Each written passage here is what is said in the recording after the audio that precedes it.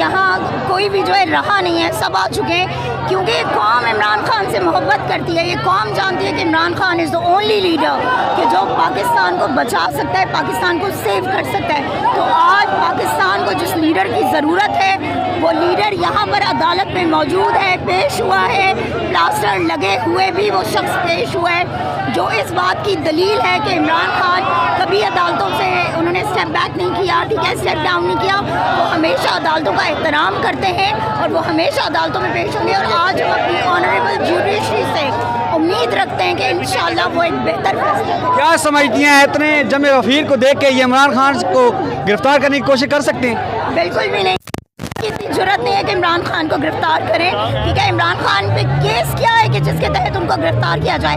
इमरान खान अदालतों में आते हैं, इमरान खान पब्लिक में जाते हैं, इमरान खान हर इलेक्शन जीत रहा है इमरान खान।